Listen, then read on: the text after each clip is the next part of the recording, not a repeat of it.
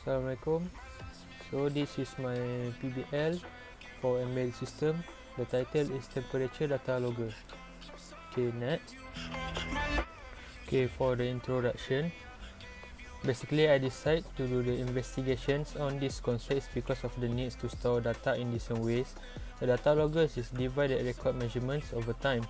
The measurement could be any physical variable like temperature, pressure, voltage, humidity, and others. I choose one parameter that is the temperature as a data to be stored. The digital data can be retrieved, viewed, and evaluated after it has been recorded.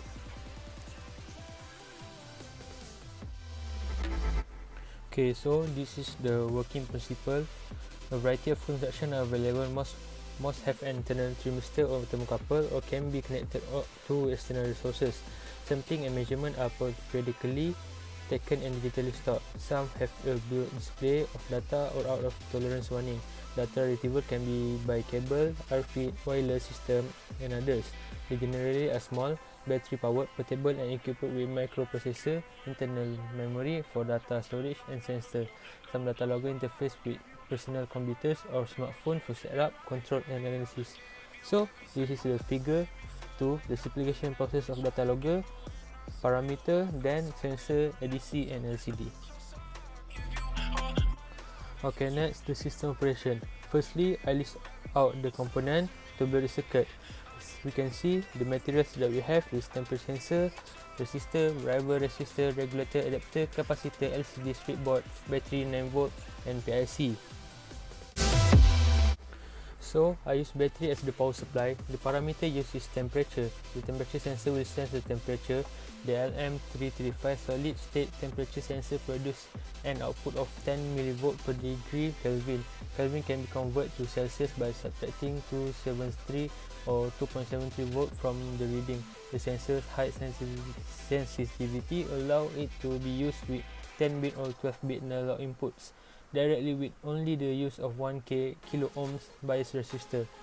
ADR 2100 analog input resolution is 10 bits and allow a resolution of 0.5 degrees Celsius. The following formula is used to calculate the temperature of Celsius. So the figure is showing the flowchart of the process. So this is the process. Okay, after that we have the circuit diagram. In figure 3, this is the simulation on Proteus software. So after we're done with that, we got the result of simulation. The result included testing data, practical functional data from experiment conduct for the product. This part show the equipment function is per design. So we get the temperature value. Okay, this table showing the simulation of data of the temperature used. Okay, for the conclusion, from the whole process of this project, there are many things I learned, and the most importantly, I able to understand the concept that we learn in class. I designed and come out with this project is to easy the consumers of the data storage. I also learned many aspects such as the sensitivity of the components, how to write a coding according to our design circuit, how to study the data sheet and the application, and how to use every component wisely. By doing this project, I could not store the data, but I can only hold the data for the consumer to read. For our future research, I will work on the data storage and also improvise the project so that this project can be more effective for consumers. I will also use other elements to improve this project. Lastly, I will widen the scope of this project in terms of its application.